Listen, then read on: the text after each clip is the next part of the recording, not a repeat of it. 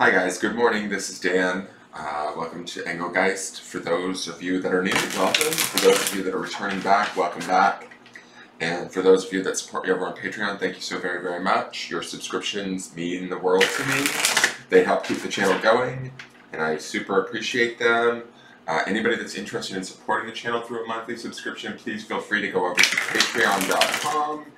And you can choose a subscription level. Over there you get the daily forecast a day early, and you also get other readings monthly over there depending on the level that you pick, that are available only over on Patreon. Okay, so this is for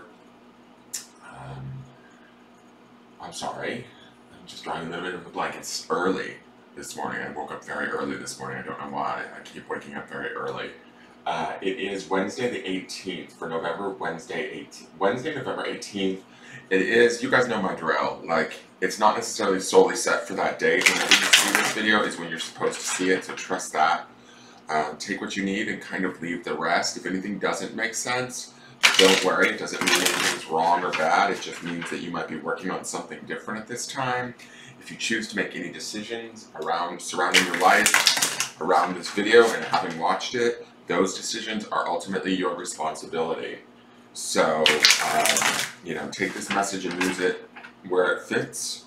That's up to you. It is a broad spectrum reading, so it will be kind of placed in a way that hopefully many people can apply it or use it to their in their lives. You know, as an example, okay, sorry, I'm just not really awake yet, I guess. Alright, so let's get into it and see what's going on with the cards. We're now at the midweek, which is Wednesday, so we should be hitting that Three of Pentacles energy. So that grounded collaboration, where can we come together with others? Let's see what cards we get.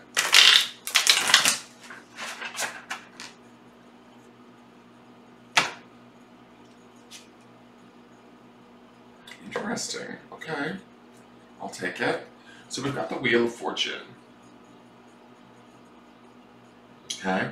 I like this in the sense that, first off, the Wheel of Fortune is a fairly slow-moving energy. It is major arcana, right? So it's always about bringing it's called the Wheel of Fortune for a reason, right? It's going to bring us, hopefully, fortunate events. That's the idea. But we also want to be focused on those fortunate events, right? We want to be working towards those things, making those things our focus.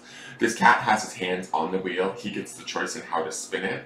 I love how MJ has depicted this wheel with that golden glow, similar to the cat that we see at the end of the week on Sunday's reading with the Six of Wands. So this is the beginning of things starting to shift in our favor, is my feeling. Yesterday we had that Seven of Swords, right? And sort of the confusion at the beginning of the week, which was also the Seven of Cups. So hopefully some of us are seeing a little bit of a light at the end of the tunnel, a little bit of clarity, a little bit of awareness. We're able to sort of leave, you know, the things that aren't working for us or that we don't need or that don't serve us, that draw out in us maybe, you know, frustration, anxiety, bother, whatever. We're able to sort of leave that at the door. And the reason why I say that is we have that mountain range in the background of this card, and we also have those three crows flying around. I believe we had a crow up in the corner of the Seven of Swords, if I'm not mistaken. So it seems like the sort of the awareness of law, which is what crow represents to me, right? And that intelligence that crow also has, that sort of, you know, smart nature, that kind of a thing. We're utilizing that to kind of bring ourselves forward through a trying or tough time of maybe the confusion of the Seven of Cups and then the sort of the deceit that's usually found in the Seven of Swords. We're able to walk away from that or get beyond that, right? Through our own intelligence and our own awareness of what right from wrong. Now, that leaves us with a place where we're able to sort of see the opportunities as they come, even if they're small at first.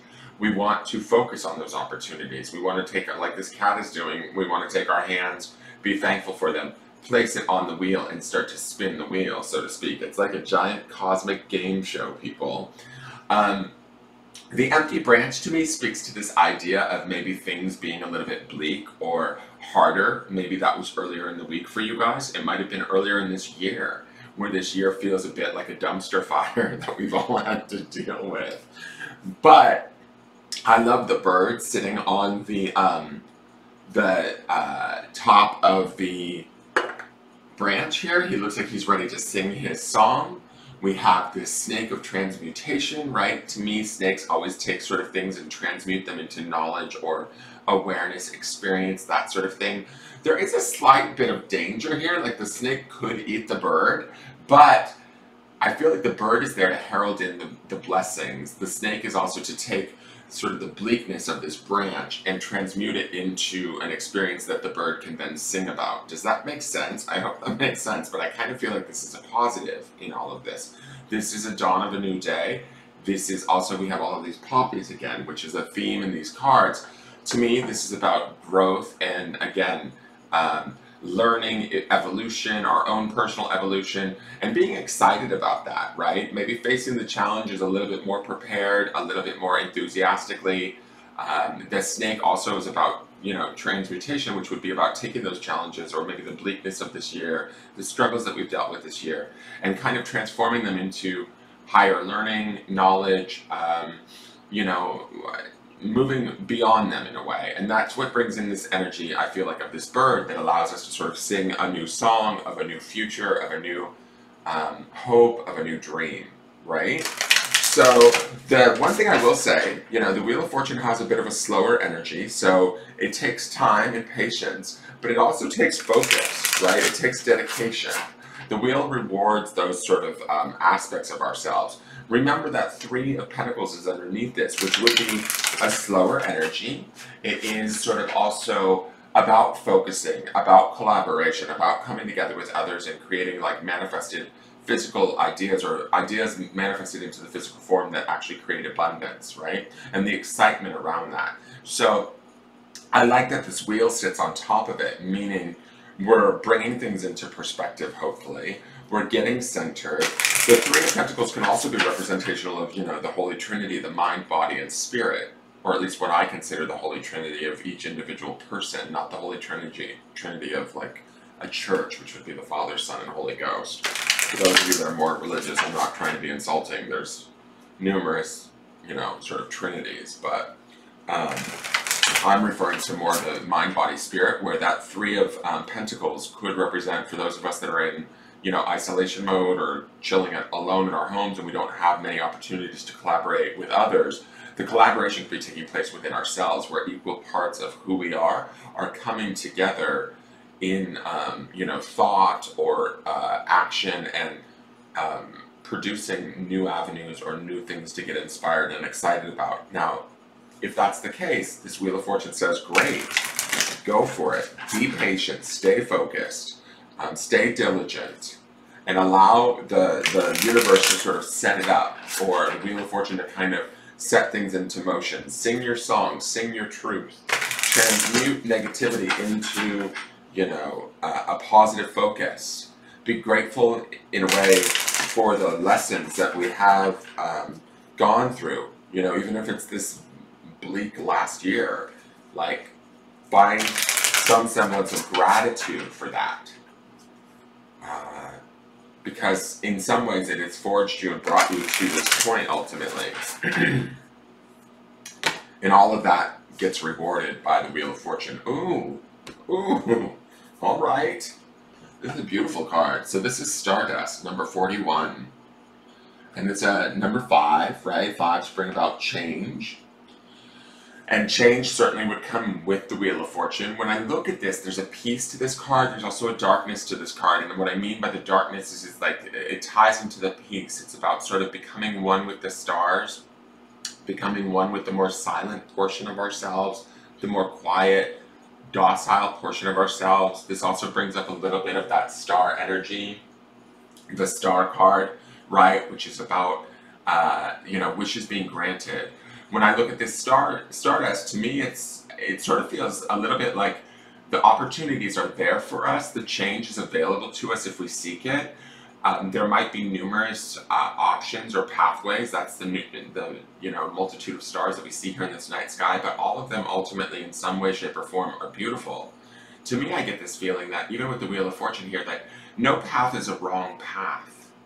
So if you're sitting in some sort of anxiety or fear of, oh, I don't want to choose this because I'm afraid it's the wrong path, The Wheel of Fortune says to me, no matter what, even with that dead branch, right, the dead branch of a year that we've had, there's opportunities to learn to transmute and to sing a song of, oh, I'm going to quote Bob Marley here, but to sing a song of freedom.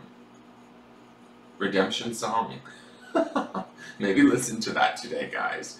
Redemption song by Bob Marley. I don't know why, but it's all I ever had. Redemption song. Okay, so the starlight to me speaks to the idea of seeing our way out of the forest into the light. It may not be the clearest of paths, but again, the Wheel of Fortune requires us to be diligent, action-oriented, patient, focused, and continue to help to spin that wheel. Now, the Wheel of Fortune, I will caveat this, the Wheel of Fortune will give us whatever we focus on. So if we're focusing on the negativity, the frustration, the anxiety, those sort of things, this stardust could get very dark. This forest could get dark and close in on some of us.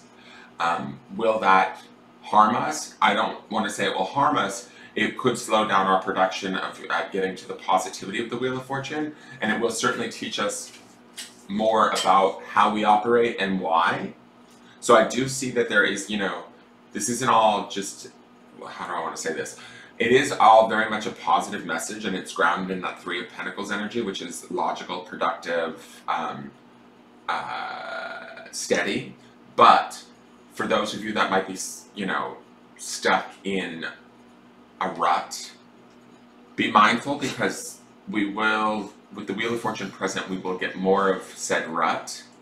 And I can sort of see where this stardust, as much as it's a release and a freedom or a beautiful experience, the darkness of it could be confining. It could also perpetuate more fears. The change of it, the number 5 within it, could bring about more discomfort for those if we're in that space of only focusing on what's not working versus what is. So be mindful of that for those of you that might be stressing or worrying. There's an opportunity here, is my feeling. And let's see what the grounding stone is. Okay. The grounding stone is on carnelian, which is associated with the first chakra, very much of grounded, impassioned stone. This is about knowledge. Grounding in our own knowledge, and that's sort of the power of the snake hanging from the branches. It's also the power of the crows in the background. It's the power of the cat, where it's like, to a certain degree, we need to understand that we get to determine which route we choose to take, whether the outside environment matches us up or not, right? Say we choose a specific thing that we want or we desire, and we choose to start to take steps towards it, and we get blocked for some reason. That doesn't necessarily mean that it's not possible. We still stay dedicated, we still stay focused on other opportunities to get there, or other pathways, or, you know, retrying the same steps. Whatever that is, that's the dedication that the Wheel of Fortune wants from us, right? That's also the night sky, the stars. Like, don't forget to dream. Don't forget to, what's the, like, I almost want to say, like, anything worth having, the path may not always be the clearest, but that's sort of where we are expected to ground into our knowledge, ground into our awareness. And even if we don't know the exact way to go, we have to trust ourselves and trust the universe that we will intuitively go, you know, head towards there. And do this through, again, back to that Three of Pentacles, do this through opportunities of collaboration. You know, maybe it's somebody online, maybe it's, you know, somebody gives you some sort of, I don't know, opportunity that you didn't see coming. They happen to mention something to you, and a thought triggers off. So utilize that, and also trust sort of the knowledge that you have within. And when I say knowledge, we think of automatically our mind or the air element and our intelligence. Knowledge can also be emotional intelligence, or, you know, spiritual awareness, right? Our awareness of our own spirit and the inner workings of that, right? Through meditation, or just the quietness of this Stardust card, right? So we can bring that knowledge to the forefront and allow that to also guide us as we ground in that and reap the benefits of the dedication that the Wheel of Fortune is asking from us right now. All right, so let me read these to you really quick. And also, just as an aside, I don't know if I said this, but Wheel of Fortune is Major Arcana, so that's always a good omen, I feel like. So let me find this for you. Give me one moment. Wheel of Fortune, where are you? Okay. Oh, the cat's name is Bodhi, like my dog, Bodhi. All right, symbolism. Poppies experience a sense of strength and from feeling optimistic. The Hamsa hand is the divine protection. The crows are sensing change is afoot, intuition. The snake is shedding the past, moving into a new life. The bird is feeling inspired, a change of season. And the wheel is luck and destiny. The fates are looking down on you, and now is the time to make a good impression. The Wheel of Fortune portends a shift for the better is on the horizon. Use this opportunity to get into a space of feeling optimistic or getting comfortable with success, as this will help you cultivate an energy that will attract more positive experiences. The wheel is spinning, and you want to be the one that makes sure it is moving in the direction of your desired vision. Pay attention to the miracles that are around you at this time. Take note of areas where you have been exceptionally lucky. Was it an accident, or perhaps it was a gift from above? When the Wheel of Fortune is present, you will get a glimpse of how everything, every event, every decision is connected. Energy attributes: positive, open to change, taking an active role in maintaining a positive mindset, letting go of the past so that new beginnings can emerge. Appreciating luck, seeing opportunities in accidents or coincidence. And that could also be that Three of Pentacles collaboration. Negative is expecting things to just work out, leaving everything up to chance, ignores patterns that repeat, getting into a rut. So that's what I'm talking about. Like, if we're focusing on sort of the negative, we want to be careful with that, because we could produce more of that and get stuck in a rut. But ultimately, that snake hanging in that tree teaches me, or tells me, that ruts teach us too, right? And so ruts are not wasted time either. Getting down on ourselves for said rut just prolongs it. That would be more of the waste of time than anything else. All right, so 41, Stardust. As I look into the night sky, I know within that my soul is as ancient as the lights that shine through the darkness of night. Wow, talk about knowledge. So there's some knowledge for you. It is a sobering thought to realize that throughout history, every human has gazed at one point to the stars in the sky. Each set of eyes pondered the reasoning behind their existence, what brought them to be, and whether there was more to this journey we call life. As an empath, you experience all things as energy. Thought, emotions, pain, nature, and the elements all present themselves as an energetic dichotomy looking for space within. This isn't an easy existence, and soon it makes you question why. As empaths know that someplace deep within you have a resemblance that we all come from light. This light within your soul has been earned through hard-learned truths of experience. You have learned the difference between that which is love and that which pretends. It's interesting. I'm going to just stop there for a moment. That which is love and that which pretends. The stone for Sunday for the week is love. Remember, staying focused on that love. And that which pretends was showing up yesterday in the Seven of Swords, and it also shows up in the Seven of Cups, which was at the beginning of the week, the confusion at the beginning of the week. So I'm going to read that again really quick, because I like that. It really ties into what we've been talking about this week. The light within your soul has been earned through hard-learned truths of experience. You have learned the difference between that which is love and that which pretends. It is in this knowing that we all come from the same light that you can find yourself wishing that others would also remember this truth. Next time someone seems lost, or if you sense a spark in their eyes of curiosity, take them out into the night sky and together gaze and be humbled. They just may remember. And remember, that's collaboration too, when you're taking them out into the night sky to stargaze with you. That's that Three of Pentacles energy. All right. Do I question my existence and see my empathic gift as a curse? Do I honor the depth of my ability to love as a gift that has been earned? Is this situation bigger than me? So I think all of those questions help to also expand our knowledge, not only our knowledge and awareness of ourselves, but of our place in the universe and how we can best assist not only the universe, but those that are within it. And we do that through that collaboration of that Three of Pentacles. I hope that all makes sense for you guys. That is your forecast. Thank you so much for tuning in. I look forward to seeing you guys tomorrow. Please give the video a thumbs up if you liked it, and subscribe if you feel so inclined. And I will talk to you guys later. Take care. Bye-bye.